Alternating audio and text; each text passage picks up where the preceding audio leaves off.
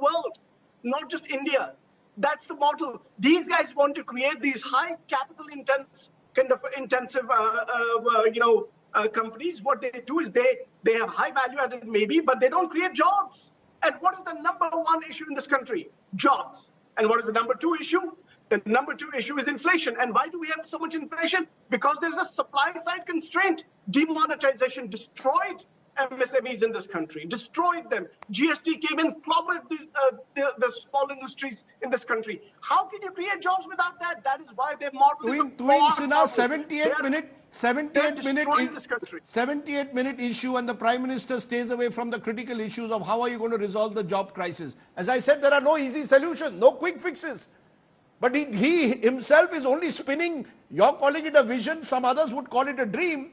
But what is the reality on the ground? Let's not get away from the fact that there is a serious problem of jobless growth.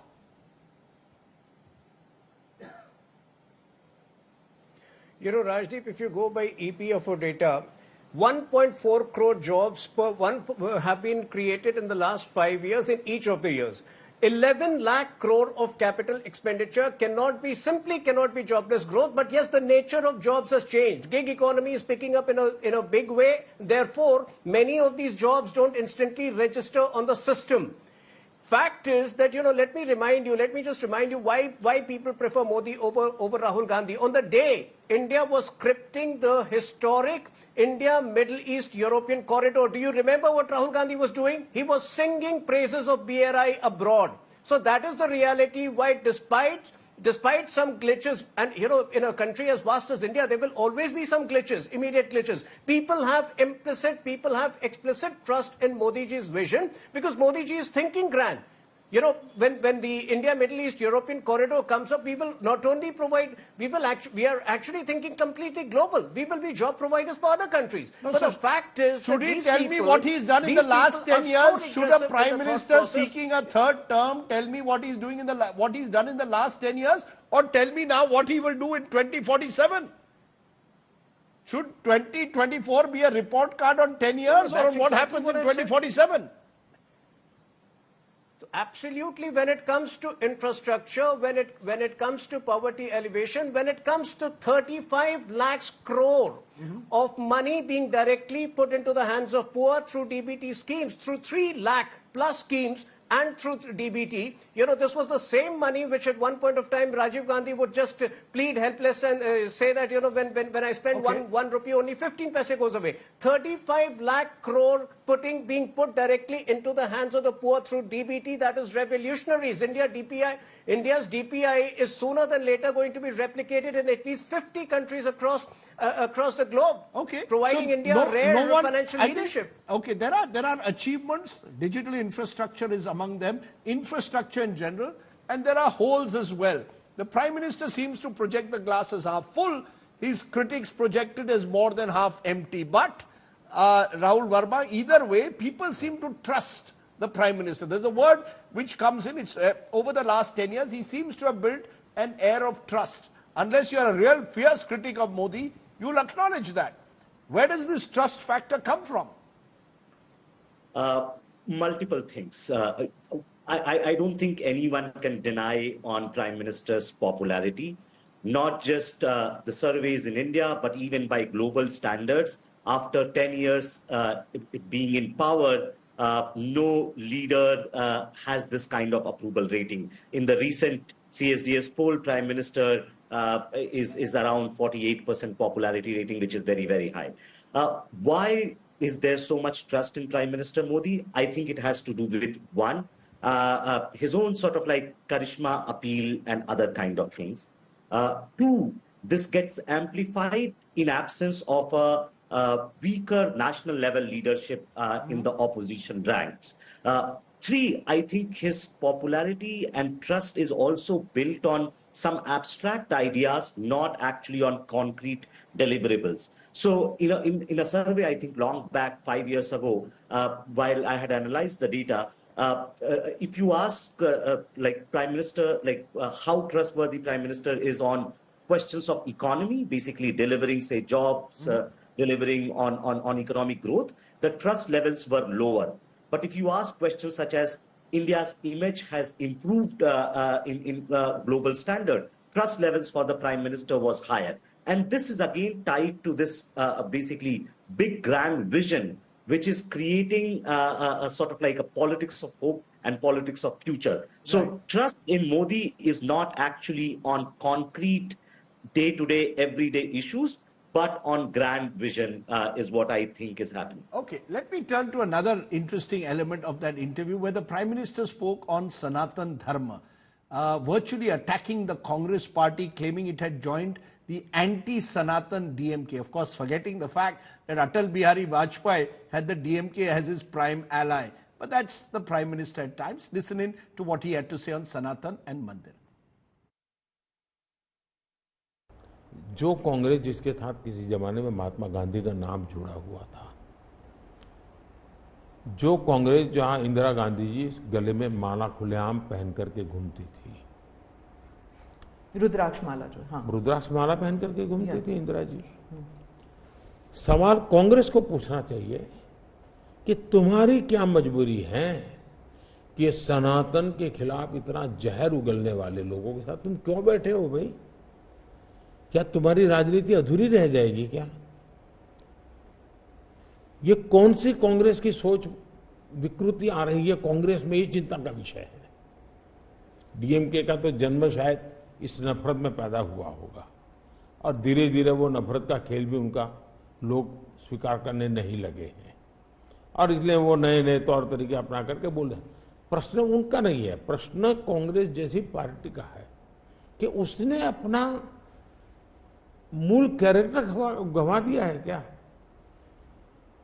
जब संविधान सभा में जो लोग बैठे थे तो ज्यादातर गांधीयन लोग थे, ज्यादातर कांग्रेस की विचारधारा से जुड़े हुए लोग थे और पहला संविधान बना, उसके हर पेज पर जो पेंटिंग है रामायण वो सनातन की ही परंपरा से जुड़े हुए हैं। तो आपका संविधान बना, उस संविधान में सनातन का गौरव का हिस्सा था और आज सनातन को इतनी भयंकर गालियां देने की हिम्मत हो और आप उनके साथ चुनाव की राजनीति करें, उनके साथ मंच साझा करें, मजबूरी कांग्रेस की, ये देश के लिए चिंता का विषय है। Sumant Raman, this has been a running theme of the Prime Minister, especially when he's gone to Tamil Nadu, 8th visit today, that the Congress has aligned with the anti-Sanatan DMK. Do you believe this will resonate in this election as some polls seem to suggest? It will not resonate. Rajdeep, in southern India, there will be no resonance. The Prime Minister knows it very well. This dialogue is essentially to, maybe stir the emotion pot in the Hindi belt states. We saw how effectively the Prime Minister used this in Madhya Pradesh, Rajasthan, Chhattisgarh at the time of elections. In so many rally after rally, he kept speaking about this issue. And perhaps it did pay dividends, as at least to some extent, from the result.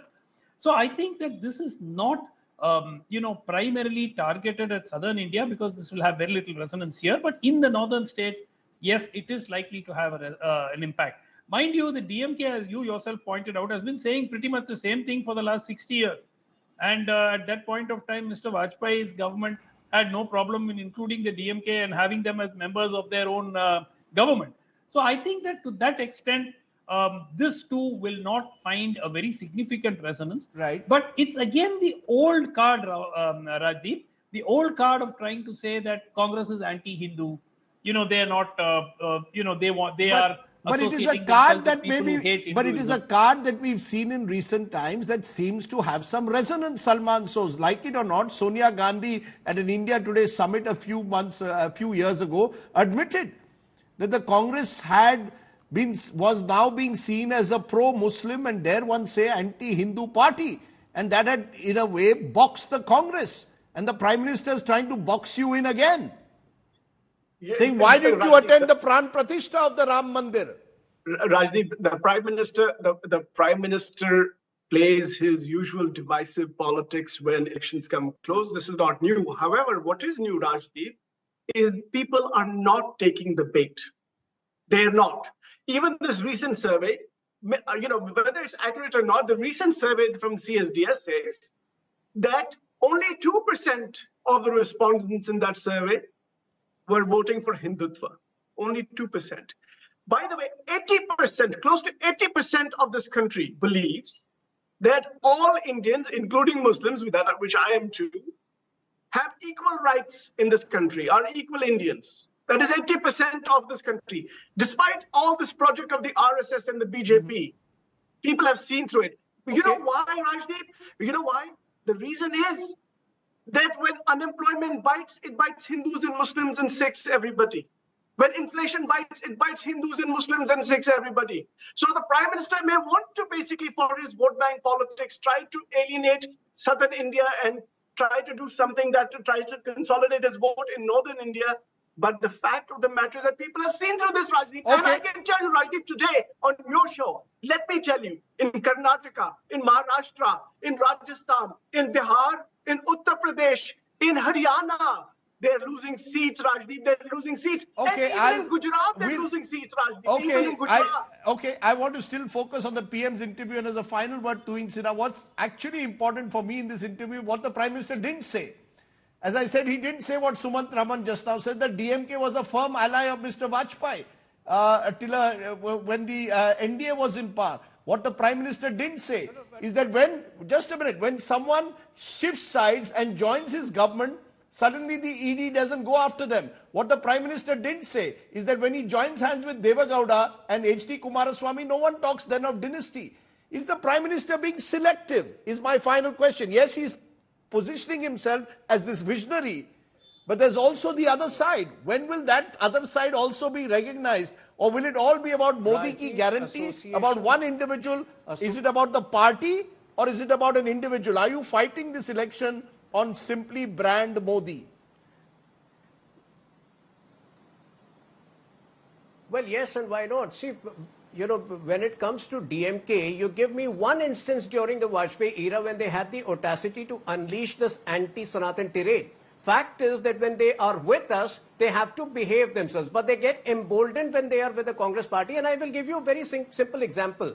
You know, DMK as a party has been prone to such bouts of anti-Sanatan, behavior from the last 50, 60 years. In 1956, when Periyar had unleashed a similar anti-Sanatan tirade, Nehru wrote a scathing letter to Kamraj saying he's a lunatic and should be put in an asylum. Compare it with 2023, when DMK called Sanatan Dharm, dengue, malaria and whatnot and called for its eradication. How did Rahul Gandhi respond? He did not utter a word, but the Congress party went out of its way to glorify Periyar on social media and wish him on his birthday and whatnot. So this is the difference between this Congress, which is meek, which has completely succumbed, which is at the mercy of IUML in Kerala. Do you realize, can you show it on your channel, that throughout this campaign, Rahul Gandhi is not even able to use his party's flag because the IUML is not allowing him. 1 year ago, Rahul Gandhi went to the US where he gave certificates to IUML calling them perfectly secular. A few weeks later, IUML took out a procession in Kerala asking for the slaughter of Hindus. He did not have the courage to utter a word because he is at the mercy of IUML. And this Congress party is the modern day Muslim League. That's a fact. Okay. I'm going to leave it there. You're again bringing in the Muslim League equivalence of a pre-partition Muslim League. Obviously, it is election time. But I gave you examples, Rajdeep. Yeah, but okay. I gave you specific examples. Those are your claims. The flip side would be that you're using the Muslim League as a bogey to try and target an entire party. IUML flag issue. Okay. Fact check. Yes. What's the quick fact check, Sumant? Very quickly. Yeah, the quick fact check is in 2019, at the time of Rahul Gandhi filing his nomination, they called the IUML flag as the Pakistani flag and said Pakistan flags were waved at the time Rahul Gandhi filed his nomination. So this time they wanted to avoid a repeat of that and being called as why do they love Pakistan so much and all that dialogue. So that was the reason those flags I were not take your there. point, but Why there will be questions Congress raised that out of party all not the putting its constituencies in the country, Rahul Gandhi has chosen a constituency where the Muslim Question League is why his ally. Congress party not using its flag? Rahul Gandhi, but that is another debate which also needs to be handled, whether the Congress party, by making all these decisions, Wayanad and not Amethi, do they create situations which the BJP as an opposition is going to exploit? This is politics. We are not living in some sadhu sant ashram where political parties will not use every opportunity to nail and box their opponents. And the Prime Minister, I can tell you, knows how to punch. That certainly is something he's learnt over 50 years in public life. Let me leave it there. We've heard the interview of the Prime Minister. Maybe many questions are missing, and hopefully at some stage he will answer all those questions and more. But for now, he's as always set the narrative in a way. So let's raise that first question that comes through the Prime Minister's stand on ED and on electoral bonds. The entire issue of corruption. Na khaunga, na khane dunga. Rahul Verma, former fellow with the Center for Policy Research with us. Salman Soos, spokesperson Congress. Tuhin Sinha, spokesperson BJP. Sumant Raman to give us a perspective from the South, because he will, there's much that the PM also had to say on the South. But first, let's start with the ED and the EC. Salman Soos, the Prime Minister makes it very clear that, look, only a fraction of the total cases that the ED is prosecuting are against politicians. The majority are against business. He cites that 1 lakh crore plus of assets have been seized, 2,000 crores in cash has been seized. Why only single out politicians, says the Prime Minister. Your response to that and to the electoral bonds, where he says it was meant to root out black money. When the Prime Minister was first contesting as a prime ministerial candidate, Rajdeep, he only talked about corrupt politicians. And now, if you believe the Prime Minister, that only 3% of the cases are against the opposition or against politicians, that means he's now certifying that politicians are not that corrupt. That seems to be what he's saying. But be that as it may, the 3% of the cases that he talks about, 95% of those cases are against opposition leaders. And Rajdeep, a recent Indian Express expose basically highlighted that 25 prominent leaders who have joined the BJP, out of them 23, they came from different parties, including my own. 23 out of these 25 prominent cases, their cases have either been slowed down or closed. Now, if the Prime Minister and the BJP, if they claim to be truly, na khaunga na khane dunga, then Rajdeep, one must ask a very simple question. Why did the Prime Minister and the then late Finance Minister Arun Jaitley bring a scheme that was designed to hide the names of donors to political parties? Why hide that information from the public? And why, now that the Supreme Court has said this was unconstitutional, it is illegal, why has the Prime Minister not resigned? Because this is a slap on the face of this government. This is a corruption scandal, no bigger than this corruption scandal, at least in my lifetime. The Prime Minister The Prime Minister says it's a bad idea not to have electoral bonds. You will regret it. No, let me answer. And if the Prime Minister or his people who may be watching your show, you cannot say, Mr. Prime Minister, that something that the Supreme Court has said is unconstitutional and illegal is the standard for India.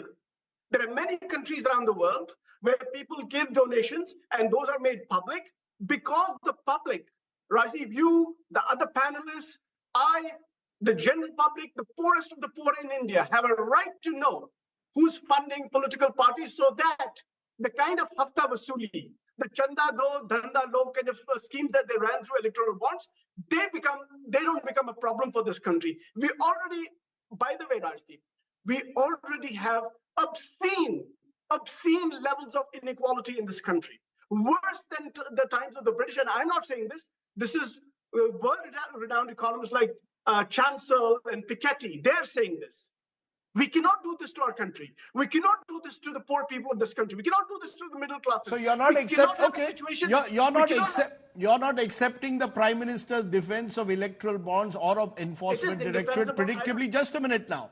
Tuhin Sinha, the Prime Minister is saying that electoral bonds being scrapped is something the political system will regret. They were scrapped by the Supreme Court.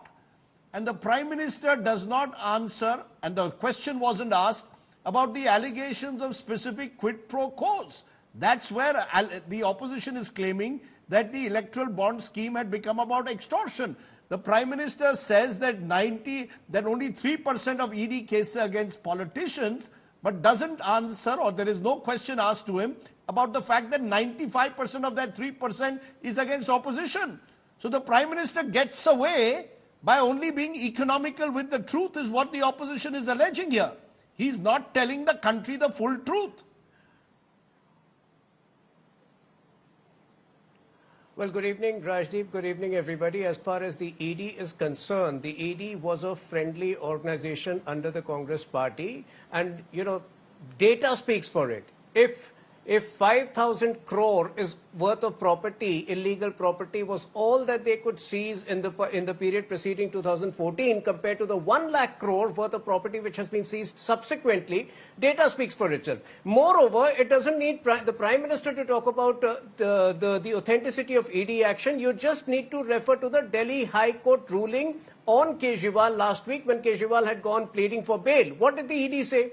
The ED not only validated the PMLA clauses against Kejriwal, it specifically mentioned that there is proof, there is evidence to show his direct involvement, complicity in the conspiracy, and also upheld the fact that there is absolutely nothing to suggest that the ED timing was suspect. So all of those parties, not just Aam Aadmi Party, but all of those parties who are saying that ED is corrupt or ED is compromised should actually have felt embarrassed talking about talking ill about the ED post that. Now, when it comes to electoral bonds, you have to, if you talk about electoral bonds, you will also have to compare it with the system preceding that. It is a fact that it is because of electoral bonds that the money trail, who gave the money and where the money went, because essentially whatever, if you take away, for a moment, if you keep the anonymity aspect aside, it is a fact that the donation and whether, giving the donation or receiving donation reflects in the balance sheet of both the donor